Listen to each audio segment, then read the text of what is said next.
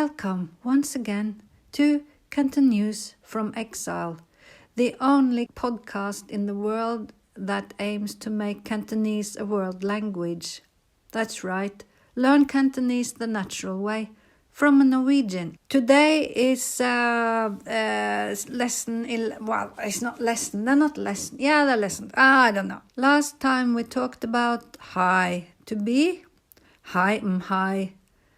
Is or not is it or isn't it? So I want to talk more about that topic. So please go back to last week's podcast, number 10, and listen to it again if there was something you missed. So there's a lot of words there, but I concentrated on hi. But I also said hi. What does mean? Is it a question? Yes and no. So no, but also yes. Shall we say no? Yeah, because it doesn't really mean anything. It just means I've come to the end of my sentence.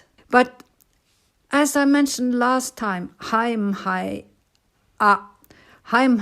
is not is a what we call in English a yes and no question.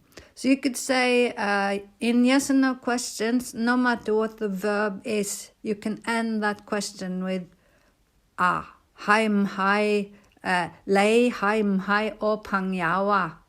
You is not is my friend So you could say that is like a spoken question mark, but the answer should also end in lei hi or pangyawa.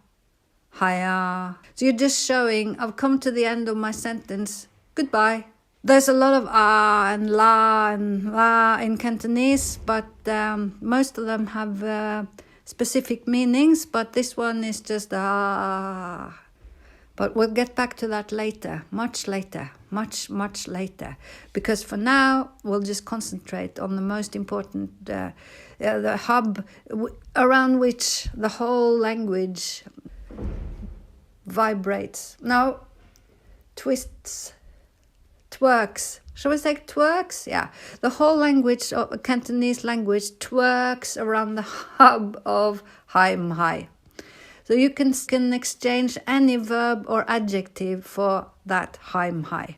So that's another thing people often ask is how do you say it? When the it is a thing or something like it's raining, that doesn't exist in Chinese. So hi, depending on the context, could be is it or isn't it. If it's about a person, you have to put the pronoun or name or something first and then hi.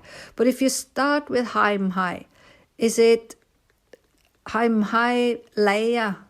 Is it you or is it yours? Depending on the context. Hi boya. Is it a glass? Is it a cup? And then you can end the sentence with hi. That's a tag, meaning like in English, right? Ho dong hi. It's cold, right? Also, at this stage, you must know the most important thing you can learn in Cantonese is how to ask people to teach you, right? And then if you're lucky enough to live in a place with lots of Cantonese speakers, i.e. Hong Kong, for example, or San Francisco, you can use those people to teach you Cantonese. And then all you have to do is point to a thing or say ligo or say the word in English. For example, shall we say bum? Like everything in Chinese, you start with what the sentence is about. In this case, bum. Then you start with the word bum. Bum, Zhongman dim gong a.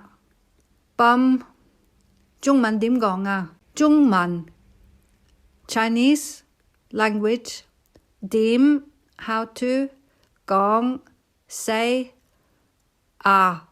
I've come to the end of my question. So that's not a yes and no question, but you still put an in there. Just for this is for mellifluousness. To be for mellifluous. You know mellifluous? That's right.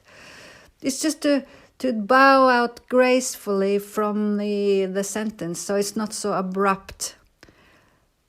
Bum, Jungman dim gong ah. But the answer, pet pet, is not ah. No ah in that answer. Right. So I think we've covered all the uses of high. Oh, yeah. Another use in which high, it's not the same as in English, is to be somewhere. So I'm in Spain. But funnily enough, that word sounds like high. It's also high, but it's a different character, slightly different character.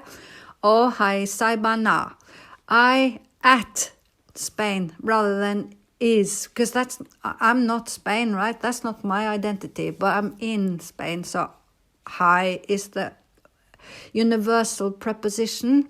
At, in, on. Oh, hi, Saibana. Layla.